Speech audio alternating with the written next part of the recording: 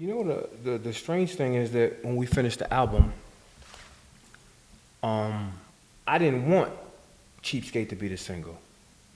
You know, coming from a YO background, just spitting bars and going in hard. I was like, worst come to worst, let's make it Spy Hunter. You know, but we wanted obviously like the hard YO bar spitting shit. What is it called? Raw footage. You know, shout out to Trash Gaddafi on that joint.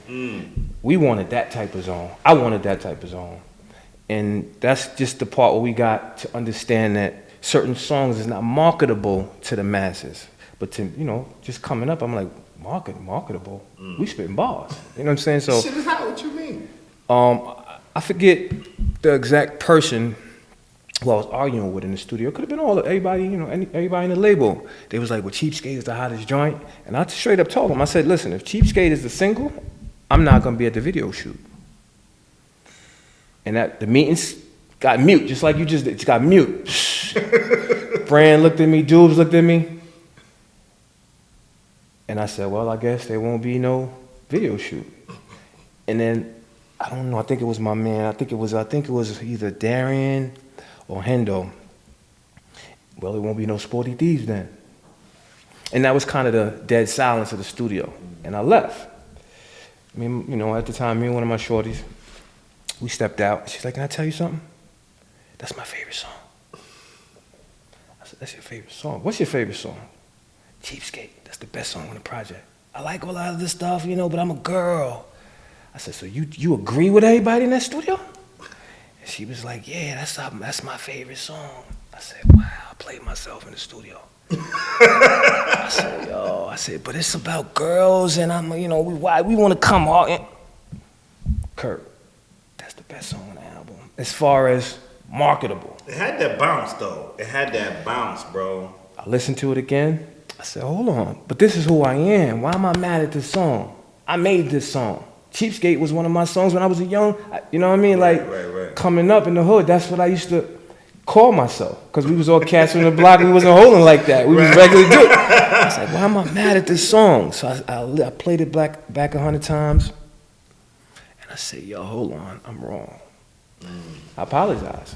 And went to the studio, I said, yo, I'm gonna let y'all do the marketing. I'm just an artist trying to follow his dream. Were you more so surprised because you just thought lyrically that wasn't the joint, or was it because it was y'all were dissing females, but it was a female that told you that was the hottest song? Like, you know what? Let me just let my wine people really understand the level of disrespect that was on this. Wait, before you say that, we wasn't dissing. We was just speaking for the men who talk like that. Think about it. Look, in the barbershop. Ladies, in the hair salon, y'all power phrase when y'all talk about us. So that song was just an expression of how we was talking in the hood.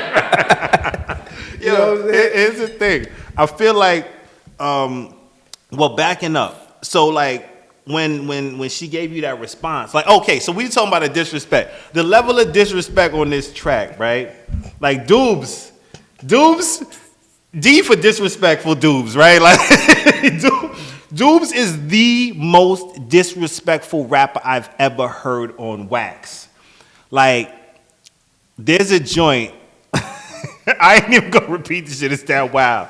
But this on the line, like Dubes actually said, like, I arched the bucks, a cheap nigga, yeah, bitch, get an arch deluxe and still fuck. You know what I'm saying? Like, this was like what was being said in that song. So, and I know you, so we gonna get into the layers and the complexities in that, just like the layers and complexity in this rosé. I'm just saying, but the complexities in that, like, tell me about like the response y'all was getting. Like, the record drops, now you in the club. Check it out. The women like the song more than the men. That's wild. But you got to think about the time we was in. Think about what was before us. It ain't no fun.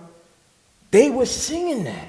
Right. Snoop Dogg, bitches ain't shit, but women was singing that because they know it's another side of a woman they got girlfriends that's moving in a specific way. So it's an alter ego. Like some girls know they had a past or things that, you know, women do they thing too. Yeah. So they understood the magnitude of the song. Actually, at that time, it wasn't even that disrespectful. Right. It just was kind of like a power phrase thought. But again, think about bitches ain't shit but hoes. Yeah. And shout out to Snoop Dogg, but think about how hard that was. Yeah. So what I'm saying is that was just the time we was in. Expression. We talking about the worst type of female. We wasn't talking about all, but you're right. We was hitting it hard because that's what we felt. Right. So when I said that, I ain't buying none, of course. Yeah, that's how I was feeling. Because at the end of the day, they know what they Nah, you know what line hit? You know what line hit? Put girls in my car about drop it off fast for me. So what you giving up? Ass honey or gas money? Because think about it. It's about who getting who first. Right. They trying to come up. We trying to come up. It's a game. It's a lot of situations I could go back to. I got robbed. Yeah. For doze off, Aaron gone. Who got who first? Where Shorty go? So she peeped, you know what I'm saying? So these cases was real life Real situations. shit. So tell me about like the energy, right? Like